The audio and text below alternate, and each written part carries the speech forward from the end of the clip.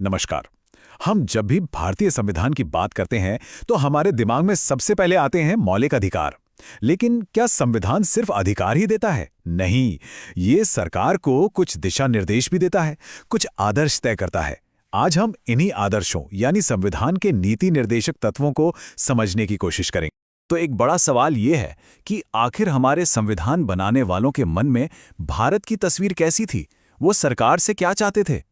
इन सभी सवालों का जवाब हमें मिलता है संविधान के नीति निर्देशक तत्वों में।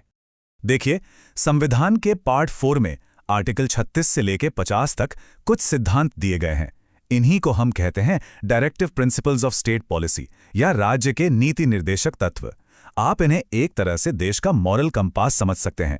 ये वो दिशा सूचक हैं जो सरकार को बताते हैं कि एक न्याय वाला और सबका भला करने वाला समाज कैसे बनाना है। अब एक बहुत जरूरी बात, इन तत्वों और मौलिक अधिकारों यानी फंडामेंटल राइट्स में आखिर फर्क क्या है? देखिए, अगर किसी के मौलिक अधिकार का हनन होता है तो वो सीधे कोर्ट जा सकता है, वो लीगली एनफोर्सेबल हैं। लेकिन नीति निर्देशक तत्व ये सरकार के कर्तव्य हैं, उसकी जिम्मेदारियां हैं। आप इन्हें लागू करवाने के लिए कोर्ट नहीं जा सकते। पर इसका मतलब ये नहीं कि ये जरूरी नहीं है। अरे, ये तो देश चलाने के लिए, कानून बनाने के लिए सबसे बुनियादी चीजें हैं। तो चलिए, इन सिद्धांतों को और गहराई से समझने के लिए हम अपनी चर्चा को कुछ हिस्सों में बांट लेते हैं। पहले हम एक परिचय देखेंगे, फिर सामाजिक और आर्थिक न्याय की बात करेंगे, उसके बाद शासन और लोकतंत्र पर इनके असर को समझेंगे और आखिर में एक कल्याणकारी राष्ट्र के आदर्शों पर नजर डालेंगे। तो चलिए शुरू करते हैं परिचय से। सबसे पहले तो ये समझना जरूरी है कि जब संविधान राज्य या स्टेट कहता है तो उसका मतलब क्या है और इन सिद्धांतों का असली रोल क्या है। तो आर्टिकल 36 इसी सवाल का जवाब देता है। यह बताता है कि राज्य का मतलब सिर्फ दिल्ली में बैठी केंद्र सरकार नहीं है। इसमें हमारी राज्य सरकारें, हमारे शहर की नगरपालिका, गांव की पंचायत, सब कुछ शामिल है। मतलब ये जो दिशा निर्देश हैं वो सरकार के हर लेवल पर, हर संस्था पर लागू होते हैं। और फिर आता है आर्टिकल 37। ये वही बात कहता है जो हमने अभी डिस्कस की थी कि आप इन सिद्धांतों को लेकर कोर्ट तो नहीं जा सकते, लेकिन ये देश को चलाने के लिए फंडामेंटल हैं, यानी मूलभूत हैं। ये सरकार का फर्ज है, उसकी ड्यूटी है कि जब भी कोई कानून बनाए इन सिद्धांतों को अपनी आंखों के सामने रखे। चलिए, अब आते हैं पहले स्तंभ पर, जो शायद इन सिद्धांतों का दिल है, सामाजिक और आर्थिक न्याय। देखते हैं कि एक बराबरी वाला समाज बनाने के लिए संविधान क्या कहता है। आर्टिकल 38 एक बहुत बड़ा विजन सामने रखता है। ये कहता है कि राज्य की कोशिश होगी एक ऐसा सोशल ऑर्डर बनाने की जिसमें लोगों के बीच इनकम, स्टेटस और मौकों की असमानता कम से कम हो। मतलब एक ऐसे समाज की नींव रखना जहां सबके साथ न्याय हो। आर्टिकल 39 तो एक पूरा ब्लूप्रिंट देता है। इसमें कई जरूरी बातें हैं, जैसे मर्द और औरत दोनों को रोजी रोटी कमाने का बराबर हक हो। देश के जो संसाधन हैं वो कुछ लोगों के हाथ में जमा ना हो जाएं, बल्कि सबका भला हो। और सबसे जरूरी, मजदूरों और बच्चों का शोषण ना हो, उनकी सेहत का ध्यान रखा जाए।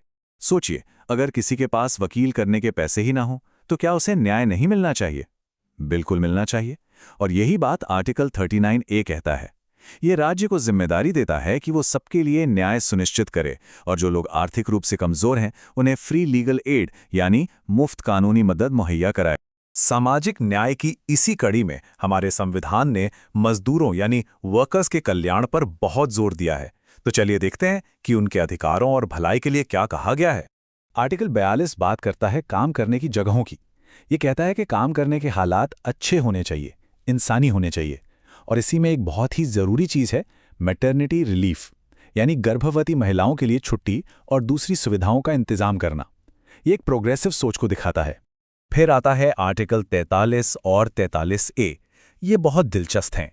आर्टिकल 43 सिर्फ मिनिमम वेज की बात नहीं करता, बल्कि लिविंग वेज की बात करता है। मतलब इतनी मजदूरी जिससे कोई इंसान ठीक ठाक जिंदगी जी सके। और 43A तो और भी आगे जाता है। ये कहता है कि इंडस्ट्रीज के मैनेजमेंट में वर्कर्स की भी भागीदारी होनी चाहिए। आर्टिकल 46 सीधा सीधा समाज के सबसे कमजोर तबकों की बात करता है। ये कहता है कि राज्य की ये विशेष जिम्मेदारी है कि वो शेड्यूल्ड कास्ट, शेड्यूल्ड ट्राइब्स और दूसरे वीकर सेक्शंस के पढ़ाई लिखाई और आर्थिक हितों को बढ़ावा दे और उन्हें हर तरह के सामाजिक भेदभाव और शोषण से बचाए। तो ये तो हुई सामाजिक न्याय की बात। अब चलते हैं हमारे दूसरे स्तंभ की तरफ, शासन और लोकतंत्र की नींव। देखते हैं कि गवर्नेंस को लेकर ये सिद्धांत क्या दिशा दिखाते हैं। आर्टिकल 40 गांधीवादी विचारधारा का एक बड़ा उदाहरण है। ये कहता है कि लोकतंत्र सिर्फ दिल्ली और राजधानियों में नहीं, बल्कि गांवों तक पहुंचना चाहिए। इसीलिए राज्य को निर्देश देता है कि वो ग्राम पंचायतों को बनाए और उन्हें ताकत दे ताकि वो सेल्फ गवर्नमेंट की तरह काम कर सकें। इसी को कहते हैं पावर का डिसेंट्रलाइजेशन। किसी भी लोकतंत्र के लिए सबसे जरूरी क्या है? एक आजाद और बिना भेदभाव के काम करने वाली न्यायपालिका। आर्टिकल 50 इसी की गारंटी देता है। ये कहता है कि जुडिशरी को एग्जीक्यूटिव से अलग रखा जाए, मतलब न्यायपालिका पर सरकार का कोई दबाव नहीं होना चाहिए ताकि वो बिना डरे निष्पक्ष होकर फैसले सुना सके। चलिए, अब हम अपने सफर के आखिरी पड़ाव पर हैं। हमारा तीसरा और अंतिम स्तंभ, एक कल्याणकारी राष्ट्र के आदर्श। ये वो सिद्धांत हैं जो एक मॉडर्न, प्रोग्रेसिव और सबकी देखभाल करने वाले भारत का सपना देखते हैं। यहाँ कुछ आर्टिकल्स हैं जो सीधे सीधे इंसान के विकास से जुड़े हैं, जैसे आर्टिकल 41 जो काम, शिक्षा और कुछ मामलों में पब्लिक असिस्टेंस के अधिकार की बात करता है।